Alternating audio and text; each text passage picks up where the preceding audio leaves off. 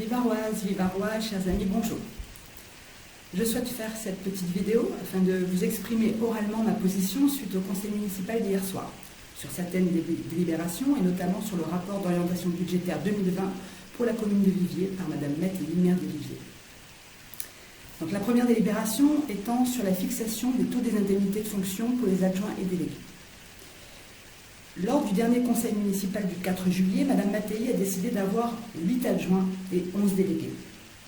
Pour une commune de 3700 habitants et avec tous les transferts de compétences à la communauté de communes, ce nombre élevé d'adjoints et de délégués est totalement injustifié.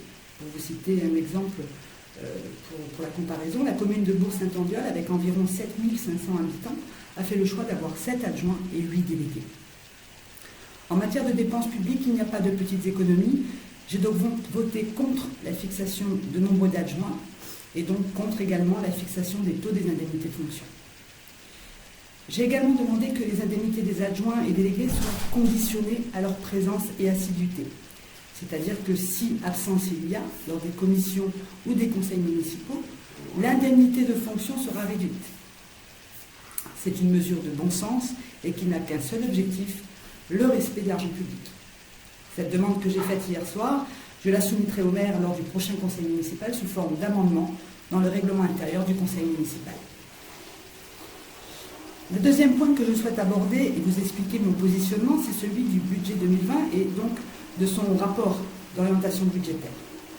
Je vais vous lire l'intervention que j'ai faite hier soir lors du conseil municipal sur ce sujet.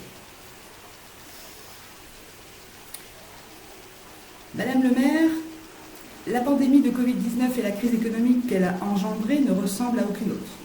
Cependant, votre rapport ne montre aucune prise en compte de la situation économique dramatique que nous traversons. De nombreuses communes sont dans la même situation que Viviers et pourtant, elles ont pris le problème à bras-le-corps et ont fait le choix de mobiliser les moyens financiers, administratifs, à destination de nos entreprises et de nos artisans. Hormis les délibérations 15 et 16 qui ne concernent qu'une partie de nos entreprises, c'est d'ailleurs, j'aurai l'occasion de revenir là-dessus, c'est sur l'exonération des redevances, des taxes pour certaines de nos entreprises.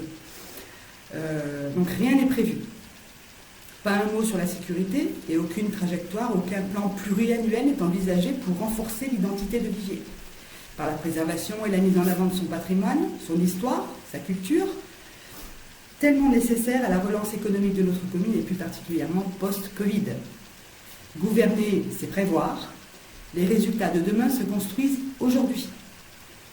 Comme moi, je suis persuadée, Madame le maire, que vous avez eu des informations sur la situation économique de nos commerces. Certains sont au bord du gouffre, d'autres ne savent pas s'ils ont droit à des aides, à un soutien et comment procéder pour y prétendre. En principe, les communes ne peuvent pas attribuer d'aide financière directe aux entreprises, mais le contexte de la pandémie Covid vous donne la possibilité d'agir. L'effort financier et la mobilisation de la municipalité doivent être faits pour soutenir concrètement et rapidement le commerce de proximité. Et ne parlons pas du plan de relance de l'Union européenne que vous mettez sur un piédestal dans votre rapport. Les Français devront rembourser plus que ce qu'ils vont percevoir et ils devront payer à s'en trouer les poches. Vous indiquez dans votre conclusion que la crise sanitaire et le report des élections ont pesé sur les choix budgétaires. D'accord. Mais malgré la situation, ces choix, vous les faites. Vous faites le choix d'assumer l'emprunt de 1,2 million d'euros pour le projet Billon.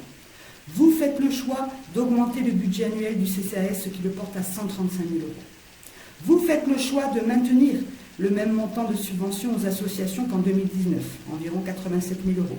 Et il ne s'agit pas ici de remettre en cause l'utilité du monde associatif. D'ailleurs, je souligne la magnifique mobilisation de certaines d'entre elles face à la crise sanitaire. Mais vous indiquez vous-même dans votre rapport qu'il n'a pas été possible de débattre de la répartition des subventions. L'utilisation de l'argent public nécessite rigueur et exigence.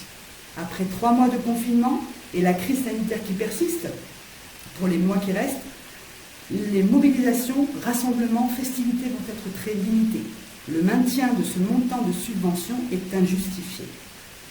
Le domaine associatif est un monde d'entraide qui participe au maintien du lien social, qui est important et que je soutiens. Mais la crise économique que nous traversons nécessite et nous oblige à soutenir les acteurs économiques d'abord.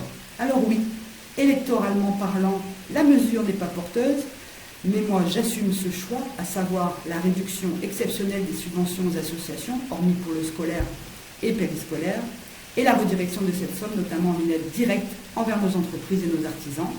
Voilà, Madame le maire, mon avis sur votre rapport d'orientation budgétaire que je trouve complètement déconnecté de la réalité et de la gravissime crise que nous traversons. Je vous remercie. Donc voilà, chers amis, mon intervention que j'ai faite donc hier soir. Voilà. Dans un contexte financier contraint et suite à cette crise économique très grave que nous traversons, la mobilisation de la municipalité doit être d'abord envers nos commerces, entreprises et artisans, afin d'agir concrètement et rapidement pour nos commerces de proximité. Les associations doivent être soutenues, ce n'est pas la question. Mais la priorité, encore une fois, dans une période économique très grave, doit être pour nos acteurs économiques locaux, par des aides directes et la suppression de la totalité des taxes et redevances les concernant. Et puis je suis persuadée qu'une majorité d'associations aurait très bien compris la réduction exceptionnelle de leurs subventions municipales de 2020, dans un premier temps par lucidité sur la situation actuelle, parce que aussi nombre d'entre elles bénéficient de subventions d'autres collectivités, et aussi parce que suite au Covid, les activités associatives seront fatalement réduites par rapport à 2019. Le troisième point que je souhaite aborder, c'est toujours en lien avec nos entreprises et commerçants. Donc il y a eu 2 mesures qui ont été soumises au vote hier soir, ce sont les seules d'ailleurs, à destination de nos acteurs économiques locaux, à savoir l'exonération des redevances pour les occupations du domaine public, exemple les terrasses, et l'exonération des tarifs communaux, droit de place du marché, auxquels, bien évidemment, j'ai voté pour. Alors, je vais quand même vous lire mon intervention que j'ai faite hier soir en conseil municipal sur ce sujet, parce que ces 2 mesures sont bien. Encore une fois, j'ai voté pour, mais elles ne sont pas suffisantes. Donc, Madame le maire, ces 2 mesures vont dans le bon sens, mais sont insuffisantes et ne concernent qu'une infime partie de nos entreprises et commerces. À l'image des mesures prises par la communauté de communes Draga, qui ne concerne que 135 entreprises du canton relevant de l'activité touristique. Les autres activités ne bénéficieront que d'une seule aide et c'est une avance remboursable. Il est tout à fait injuste et inadmissible de laisser de côté de nombreux artisans et entreprises. Je pense aux coiffeurs, aux boulangeries, aux plombiers, etc. et qui ont eux aussi subi le confinement, la perte de chiffre d'affaires, mais pour qui aucune solidarité n'est mise en place. Vous mettez un point d'honneur, Madame le maire, dans un contexte financier contraint et avec les conséquences économiques dues au Covid, à soutenir au même niveau qu'en 2019 les subventions aux associations, alors que par la force des choses, leurs activités ne seront pas les mêmes qu'en 2019. Moi, dans un contexte économique contraint, je défendrai toujours et avant tout nos commerces de proximité.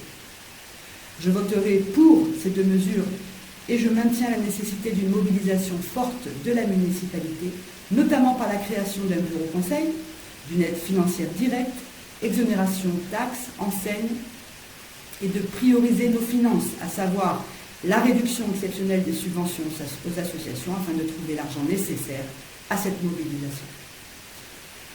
Voilà, chers amis, les 3 points que je voulais éclaircir avec vous. Alors, vous vous doutez bien que mes demandes ont été rejetées par la majorité, avec de plus, il faut bien le dire, beaucoup de mépris. Ben oui. Il y a beaucoup, comme vous le savez, de représentants d'associations dans la majorité, donc ils n'étaient pas contents. Voilà, je continue mon travail au service des Vivarois et je vous dis à très vite. Bisous à tous et prenez soin de vous.